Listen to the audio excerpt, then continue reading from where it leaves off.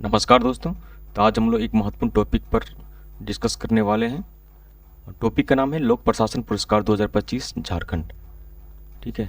और इसका प्रस्तुतकर्ता का नाम क्या है? नीति आयोग के द्वारा ये प्रस्तुत किया जाता है। ठीक है।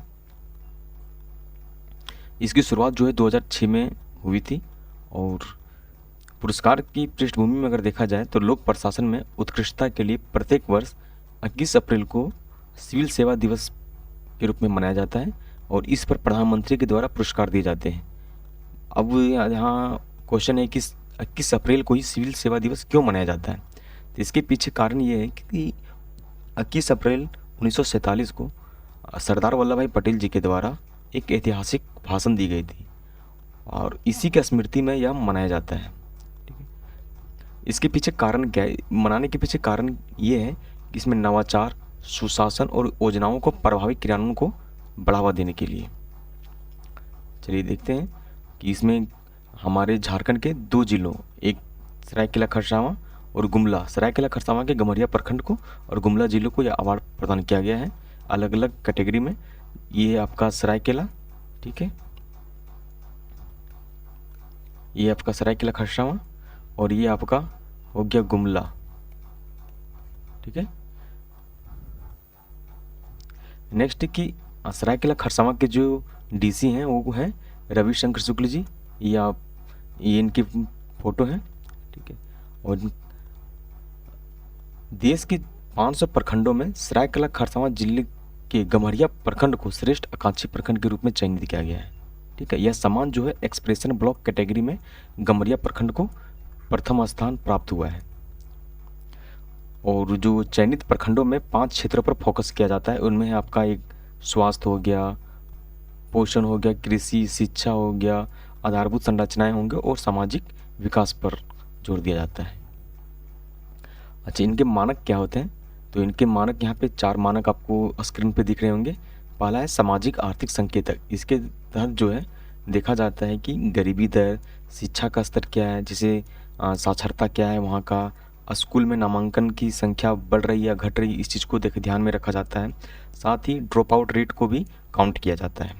स्वास्थ्य और पोषण का भी इसमें ध्यान रखा जाता है, जिससे मातृ मृत्यु दर कम हो रहे हैं या अधिक हो रहे हैं, शिशु मृत्यु दर और टीकाकरण के सही क्रियान्वयन हो रहा है कि नहीं हो रहा है, ये सब भी ध्यान में रखी जाती हैं। तीसरी चीज़ें हैं कि पेयजल और स्वच्छता की स्थिति को भी ध्यान रखा जाता है। दूसरा में अगर हम लोग देखें तो ये है आपका बुनियादी ढांचा की उपलब्धता, आने की बिजली, सड़क, इंटरनेट, सरकारी सेवा तक पहुंच यह बेहतर तरीके से वहाँ पे हो पाई है या नहीं हो पाई है, इन सब चीज़ों का भी ध्यान रखा जाता है। ठीक है। नेक्स्ट है जनसंख्या और जनजाति और वंचित वर्गों का अनुपात। इसका कहने का मतलब है कि SC ST, शेड्यूल कास्ट और शेड्यूल ट्राइब की आबादी का प्रतिशत क्या है और जनसंख्या घनत्व उस एरिया में और जनसंख्या की कुल संख्या कितनी है, ये सब चीज़ों का भी वहाँ पे ध्यान रखा जाता है। नेक्स्ट आपका विकास की वर्तमान स्थिति। तो इसमें देखा जाता है कि कितना पिछड़ा है, विकास हुआ या नहीं हुआ। ठीक है। तो कितना पिछड़ा इसको रखा जाता है और वहाँ सुधार की कितनी संभावनाएं हैं, इसकी भी ख्याल रखा जाता है। नेक्स्ट कि सरकारी योजनाओं का वर्तमान क्रियान्वयन बेहतर तरीके से हो रहा है या नहीं हो रहा है, इन सब चीज़ों का भी अध्ययन किया जाता है। तो ये उनके मानक हैं आकांक्षी प्रखंड का, और इनका चयन जो है ना वो नीति आयोग और रिलेटेड राज्य के सरकारों के द्वारा किया जाता है। नेक्स्ट देखते हैं कि DC रविशंकर शुक्ला जी को पहले भी कई अवार्ड मिल चुके हैं। ठीक है। 2019 में चैंपियन ऑफ चेंज अवार्ड उन्हें मिला था। 2023 में दुमका DC रहते हुए लैंड मॉडर्नाइजेशन के लिए भी राष्ट्रपति के द्वारा भूमि पुरस्कार से सम्मानित किया जा चुका है। 2024 में गवर्नर से नेशनल वाटर डे पर भी इन्हें सम्मान मिल चुका है। और नेक्स्ट आपका है गुमला जिला। तो गुमला जिला को दूसरी बार लगातार प्रधानमंत्री उत्कृष्टता पुरस्कार से सम्मानित किया गया है। इनमें 12 प्रमुख योजनाओं में बेहतर क्रियान्वयन हेतु यह पुरस्कार दिया गया है। यहाँ के उपायुक्त जो हैं वो करण सत्यार्थी जी हैं। ठीक है। यह पुरस्कार जो 2023 के लिए जिले के समग्र विकास और नवाचार पहलों में उत्कृष्ट प्रदर्शन के लिए दिया गया था। गुमला को 12 प्रमुख योजनाओं में बेहतर क्रियान्वयन, नवाचार और प्रभावशाली कार्यों के लिए चुना गया है। ठीक है। गुमला जिला प्रशासन में बीते वर्षों में जो है शिक्षा हो गया, नवाचार, पोषण मिशन में उत्कृष्टता, ग्रामीण विकास, स्वास्थ्य सेवाओं का विस्तार, महिला स्वावलंबन के लिए योजनाओं का बेहतर क्रियान्वयन जैसे जनोन्मुखी कार्यों से राष्ट्रीय मानकों पर खुद स्थापित किया है। उल्लेखनीय देखिए नेक्स्ट है कि झारखंड राज्य के लिए यह गौरवपूर्ण उपलब्धि है ही। इनसे क्या होगी कि झारखंड में और जितने भी जिले हैं वह भी मोटिवेट होंगे और वो भी इसे काम करना चाहेंगे। ठीक है, तो और उन्होंने जो है समर्पण और टीम वर्क को अपना मतलब बताया कि समर्पण और टीम वर्क के द्वारा चुनौतियों को अवसर में बदला जा सकता है। ठीक है, और अगर देखा जाए विशेष नवाचार, एक सेकंड, इनके दो प्रमुख नवाचार जो थे वहाँ पे उन्होंने जो वहाँ पे इनोवेट किया, पहला था किशोरी स्वास्थ्य। वहाँ की जो बालिका थी उनका स्वास्थ्य के प्रति जो है बहुत स्थिति खराब थी, तो वो चीज़ों को इन्होंने यहाँ पे बेहतर किया। फिर आजीविका मॉडल को वहाँ पे लागू किया जिससे बहुत सारे वहाँ के नवयुवकों को रोजगार के अवसर मिल पाए हैं।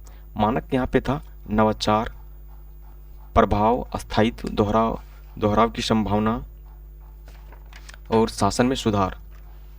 जैसे नवाचार के अंदर क्या होगा, नई सोच या समाधान जो जन समस्याओं को हल करने में सहायता हो, और सीमित संसाधनों में प्रभावीकरण। आपके पास संसाधन उतने ज़्यादा नहीं है लेकिन आप बहुत बेहतर तरीके से कार्य कर रहे हैं।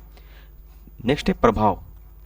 ठीक है, नेक्स्ट है प्रभाव के अंदर है जनता के जीवन पर सकारात्मक प्रभाव डालना। नेक्स्ट बड़ी संख्या में लोगों को लाभ पहुंचाना।